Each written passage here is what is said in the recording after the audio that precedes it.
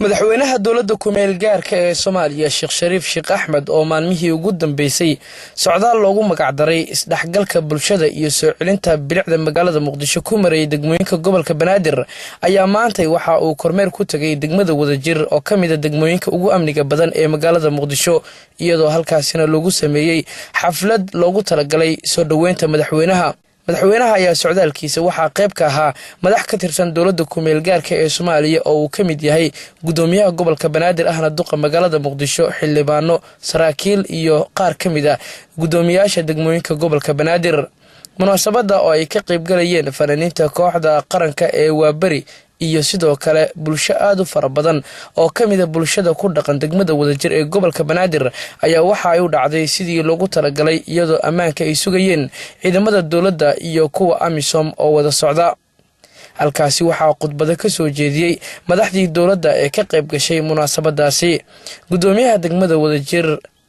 Axmed Xasan Cadow Axmed Daaci oo asigu soo qaban qaabiyay xafladda madaxweynaha uu kormeerka ku tagay degmada Wadajir loogu talagalay ayaa waxa uu sheegay in degmadu ay dhibaatooyin badan soo martay balse imika ay tahay degmo lagu faani karo oo ay ku naaloonayaan dadka ku nool iyo madaxda dowladaba amni iyo kala dambeyn sidoo kale waxaa goobtaasi ka hadlay gudoomiyaha gobolka Banaadir ahna duqa magaalada Muqdisho Maxamuud Axmed Nuur Tarsan kaasoo sheegay in dowladda ku-meel gaarka ee Soomaaliya si gaar ah ay ugu mahadinayso gudoomiyaha degmada Wadajir qaabka amniga iyo kala dambeynta degmadaasi uu uga sameeyay waxa uu soo hadal qaaday Tarsan arrimo la xiriira isku biiritaanka al-shabaab iyo al-qaacida asigoo sheegay in xarakada shabaabul mujaahidiin imika ay muujinayso ku biirista al-qaacida ay ku biireen awood darro soo food saartay iyo sidoo kale dhibaatooyin ka dhex taagan madaxda sida uu yiri in ay qabiil u qaybsameen cudurkii qabiilku intuu dhex galay inuu godana meeshii qariib ku noqday inuu arkay raggii kale oo u soo gaatamahayo midyow inuu marka hoosta ka galay al-qaacida oo uu ku wareegay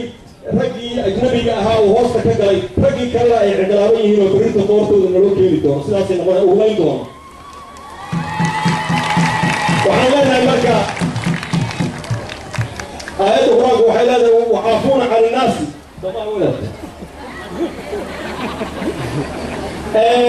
dadka cafiye ilaahay wuu ammaanay dadka ka aargudsada ilaahay ma ammaanay dadka cafiye ayaa la rabaa nabi maxamedna waa ogtiin adeerkiis ninkii dilay adeerkiis uu jeclaa ninkii dilay buu cafiyey marka waxaa weeye dowladdani waxay cafin doontaa dembi kastood gasheen waa laydinku qaadanay nabadan ku doorsanaynaa intaan godane uu ciidamadu la wareega ajnabiga idinlaynin soo galeen soo xerooda waan soo dhaweynaynaa hadday soo xeroodaan hana nala soo hadlaa waxaan furaynaa telefoonadaan furaynaa madaxweynaha dowladda ku-meel gaarka ee Soomaaliya Sheekh Shariif Sheekh Axmed oo ugu dambeyntii ka hadlay munaasabada ayaa asna waxa uu ka hadlay arrimo dhowr ah ugu horeyn madaxweynaha ayaa u mahad celiyay gudoomiyaha degmada Wadajir Axmed Daaci oo uu sheegay in amniga degmadaasi uu ka dhaliyay ay tahay amni dowladda ay ku faani karto isla markaana ugu baaqay in uu si laba jibaaro arrimaha la xiriira nabad ku soo celinta dalka gaar ahaan caasimadda asigoo sheegay in ay sii socon doonaan ololaha loogu magac daray isdhaxgalka bulshada iyo bilic soo celinta Muqdisho aad iyo aadna waxaan rabaa inaan uga mahad celiyo degmada Wadajir si ay u difaacday degmadan uga difaacday al-shabaab iyo al-qaacida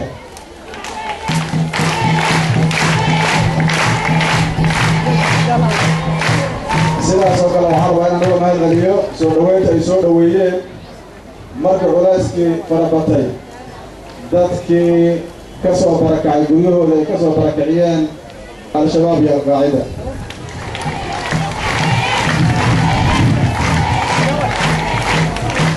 waxaan rabaa sidaas oo kale inaan uga mahad celiyo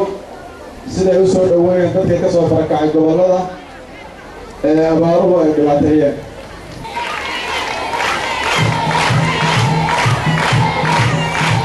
intaas markii aan ka gudbo sida gudoomiyuhu ka dhawaadiyey waxaan wadnay beriyahan mashruuc la yidhaha isdhexgalka bulshada waxaan wadnay mashruuc la yidhaha wareejinta hantida qaranka iyo hantida shacabka Soomaaliyeed sida gaarka ay u leeyihiin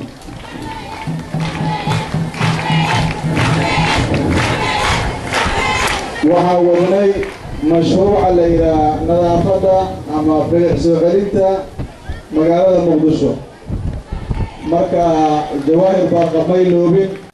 madaxweynaha ayaa ugu dambeyntii waxa uu ka hadlay isku biiritaanka al-shabaab iyo al-qaacida waxa uu sheegay in xarakada shabaab al-mujaahidiin ku biirista al-qaacida ay ku biirtay ay astaan u tahay in al-shabaab ay ka soo horjeedaan in wada hadal la galo waxaana uu sidoo kale hoosta ka xariiqay in ku biirista al-shabaab ay ku biireen al-qaacida ay guul u tahay dowladda ku meel gaarka isla markaana jab weyn ay gaarsiin doonto hadalkiisa waxa uu ku soo gabagabeeyay in dowladda ku meel gaarka ee Soomaaliya marka loo eego dagaalka lagula jiro al-qaacida ay guul ka soo hooyday isla markaasina iyadoo haysata taageero tiro yar sida uu yiri ay al-shabaab uga adkaatay caasimadii iyo meelaha kale ee magaalada Muqdisho socdaalka maanta madaxweynaha dowladda ku meel gaarka ee Soomaaliya uu ku tagay degmada wadajir ee gobolka Banaadir ee loogu talagalay socdaalka nabadda isdhexgalka bulshada iyo bilic soo celinta Muqdisho ayaa waxa uu daba joogaa socdaal uu ku tagay maalmihii la soo dhaafay oo shalay ay ugu dambeysay degmooyinka gobolka Banaadir gaar ahaan kuwa waqooyi ee Muqdisho عبدي كامل يوسف محمود Somalisa TV مقالة مقدشو.